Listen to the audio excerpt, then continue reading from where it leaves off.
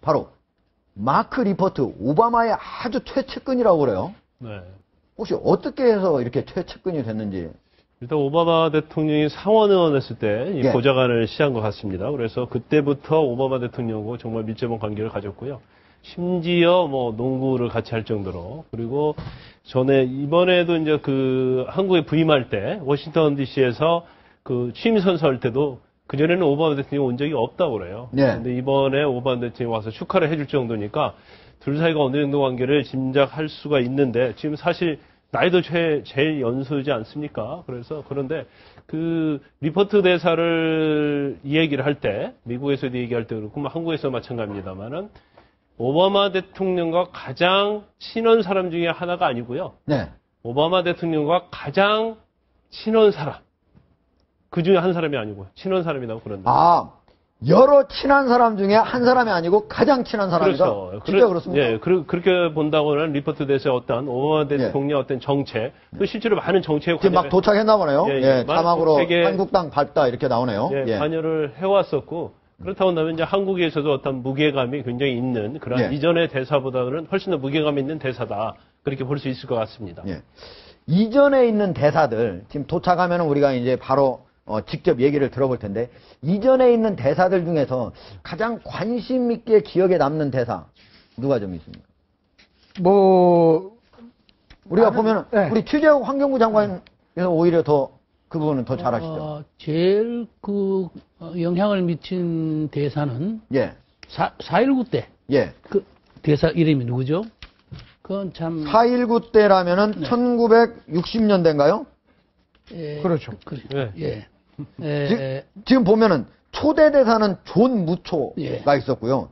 그건 가장 최고령 대사로서는 제임스 레인이 예. 1993년에 그리고 가장 오랫동안 근무했던 사람은 리처드 워커 대사가 있었습니다. 1981년 7월에 그때 부임을 했었고요. 뭐 예. 다른 대사는 그렇지만 저 한국 정치에 큰 영향을 미치는 것은 예. 내가 성함은 이름은 참 기억이 안 나지만은 예. 4.19 데모 때 그것을 평가하고 예. 또 그것을 이승만 대통령한테 직접 얘기해 준 사람이 대사가 있어요.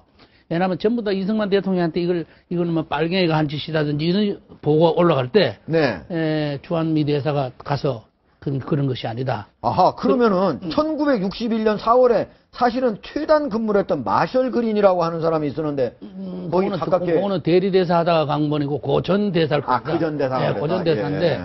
알겠습니다. 근데 하여튼 그래서 이승만 대통령이 진상을 알고 안 되겠구나. 내가 보고를 잘못 받았구나 해서 사실 하야 결심을 합니다. 그래서 한국 정치에 큰 영향을 미친 것이죠. 예.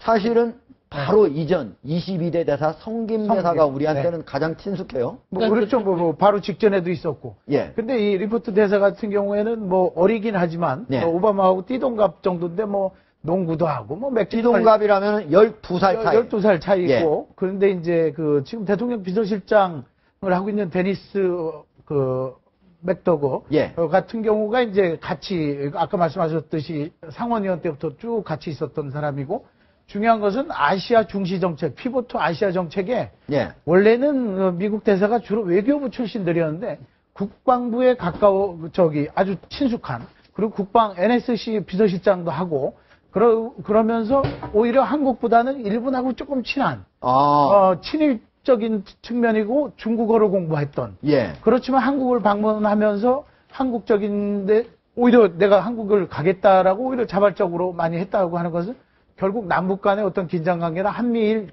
공조, 예. 국방적인 측면에서의 이제 영향력 그런 것들에 대해서 지금 준비를 하고 있지 않은가.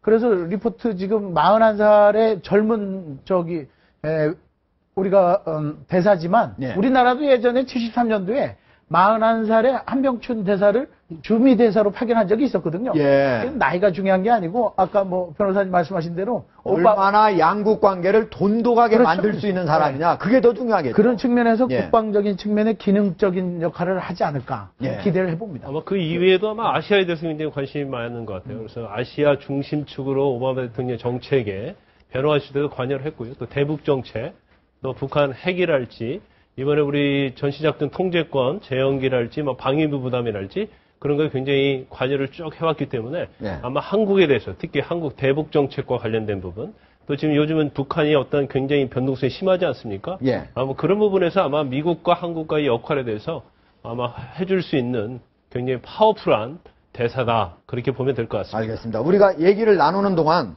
동아일보 정치부의 김정한 기자를 새롭게 더 모셨습니다.